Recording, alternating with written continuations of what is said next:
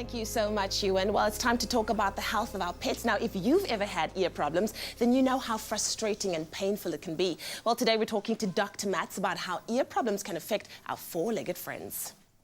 Once again this morning we shine the spotlight on our four-legged friends. Now, ear problems, that's what we're talking about this morning, are one of the top routine reasons why dogs visit the vet. Now, many dogs suffer from very painful and unpleasant ear conditions, and this morning Dr. Mats, a technical specialist from MSD Animal Health, the makers of BRAVECTO, joins me to talk about this topic and how to recognize an ear infection, also how to deal with it. Dr. Mats, thank you so much for joining us. Really appreciate it. Thank you.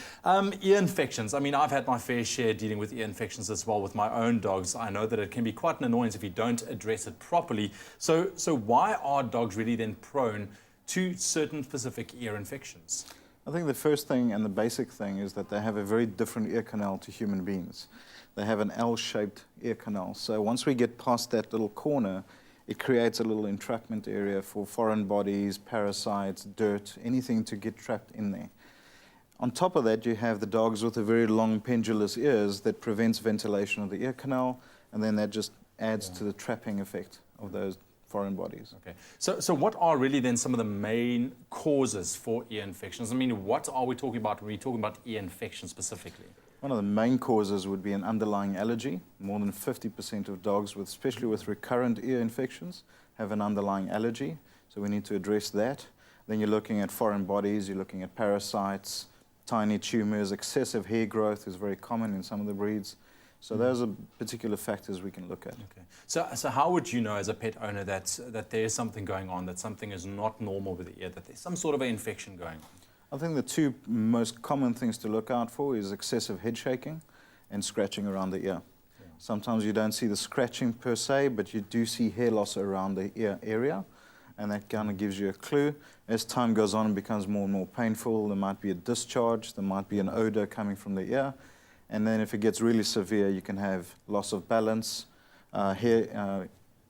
deafness setting in, and excessive pain. So how are ear infections normally treated once there's recognized that there's a problem and the owner takes it to the vet? If there's an underlying cause like an allergy, we'll address that. So you can a food allergy or a flea allergy, dermatitis, you can treat with BRAVECTO.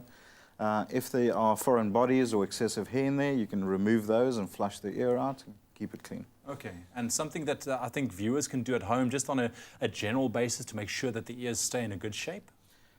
First thing is just to have a look at the ears and use all your senses, feel the ear, look at the ear and smell the ear, and then there are washes that you can do at home quite easily. And there you have it, some very valuable advice when it comes to ear infections and how to manage it to make sure that your dogs always have healthy-looking ears. Now, Dr. Mats will be back for the next BRAVECTO segment to discuss some of the incredible benefits of BRAVECTO, so making sure that your pets stay in tip-top shape. For your extraordinary pet, you need extraordinary care. Give your dog 12 weeks protection against ticks and fleas in just one tasty treat with BRAVECTO.